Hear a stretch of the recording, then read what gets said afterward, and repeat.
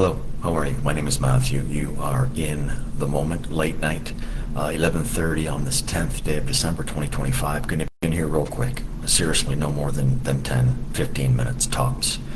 In the middle of a Christmas show right now, and probably what's another episode of Stranger Things. Just want to talk about a few things, specifically a couple of objectives that I had today when I woke up, and I met those, and I want to share those with you in a couple of moments. But I just want to start off talking about the weather. A few weeks ago, I made mention that I would try and get in front of the camera whenever the weather was bad outside. We are looking at rain this evening, so I'm just going to give you the weather for the next couple of days from Environment Canada. I have it pulled up here on my other computer. So I want to read you the forecast, and I want you to just go back the last 2 or 3 weeks, the weather that we have experienced, the weather that we have all experienced, not just here in the HRM, but across Nova Scotia. And then I'm going to read you the Farmer's Almanac that I did some research on here a few weeks ago, and I put what I'm about to tell you is in a previous show in the comment section. So I just want to give you the weather for the next couple of days, and then I want to give you the summary of weather for the month of December and looking forward to January according to the Farmer's Almanac. So I'm just going to look away from the camera. I just want to read real quick from Environment Canada the weather that's going to play out for the next 48 hours. So tonight we're looking at clouds, rain beginning late this evening. The ground looks wet right now, so it's probably falling in your area. There could be some foggy patches, about 5 millimeters of rain, winds not too bad, gusting up to about 50 km, temperature rising to about 8 degrees tomorrow. So just a roller coaster of temperatures over the last few days.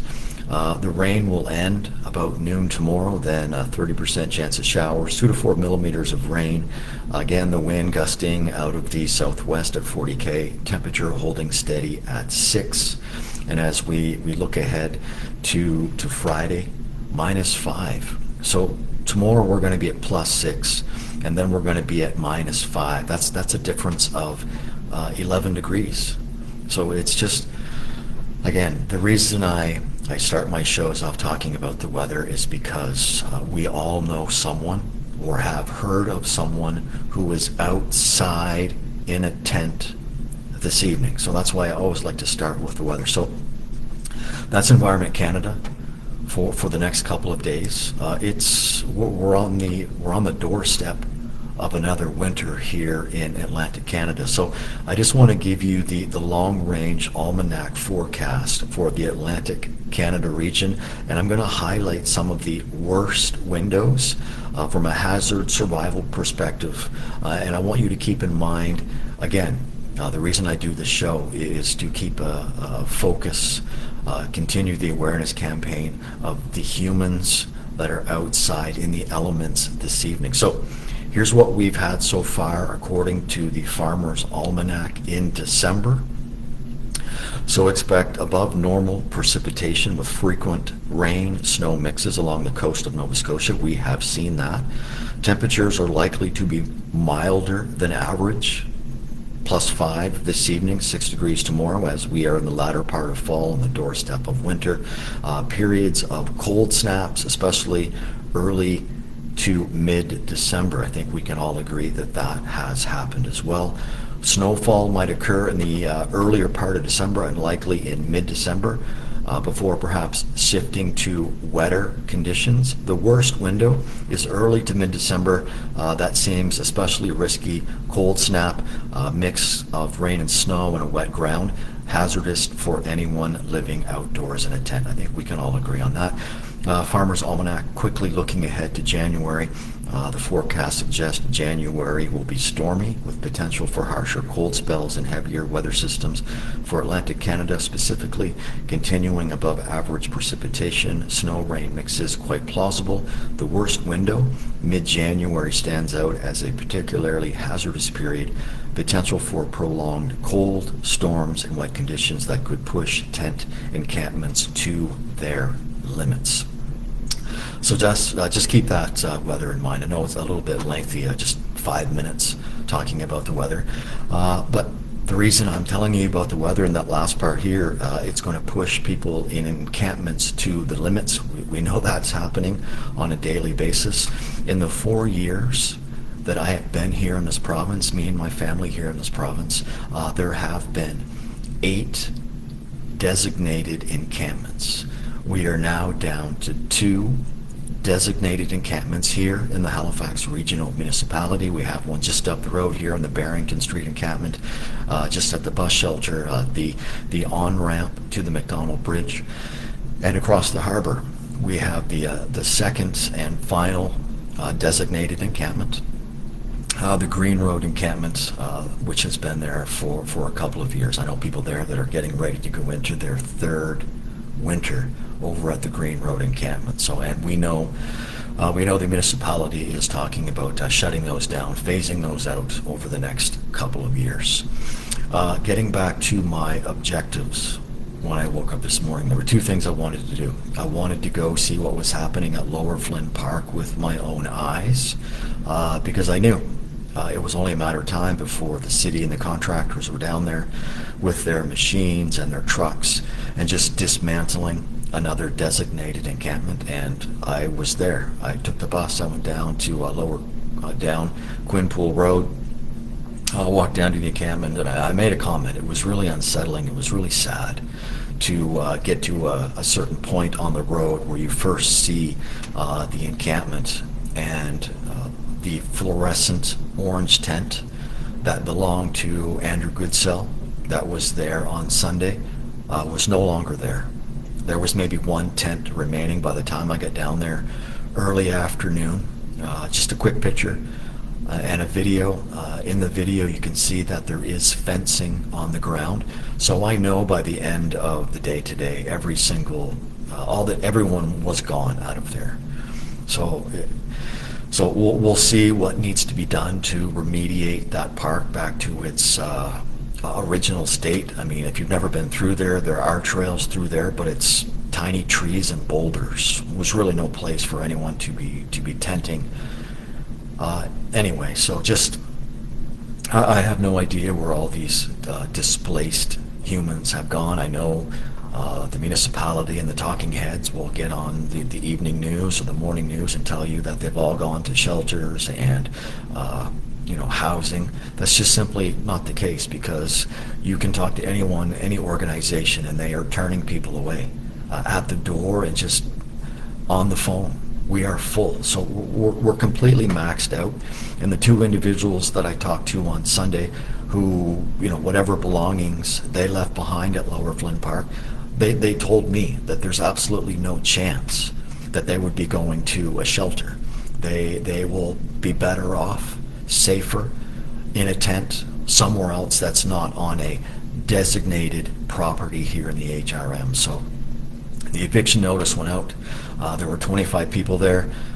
Then there were 10 people, and now there's 0. So just really, really interesting. And again, I knew that's exactly what was going to happen, and that's exactly what happened. Truth from the Booth returns with a brand new show this Sunday. Later this week, I'll be speaking with Robin Tupy. And then next Sunday, the winter solstice, I'll be speaking with Jennifer Cameron, who is a resident of Kentville. She's a friend of Michelle. They're working on putting together some care packages. Hopefully they'll be out for distribution in January. So a couple of brand new radio shows coming up within the next couple of weeks.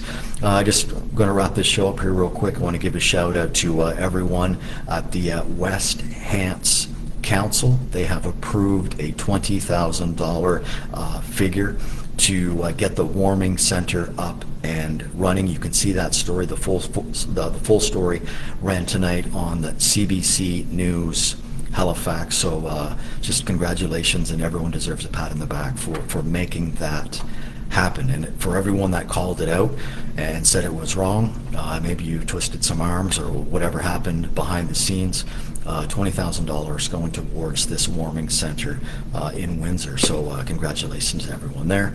I love doing this. I love to point out this fantastic Facebook page, Helping End Homelessness in Nova Scotia. They put a post up about 3:30 this afternoon, where they have, with the help of other Nova Scotians, other generous humans, have helped. There have been 18 separate situations where they have saved people from being evicted from their home.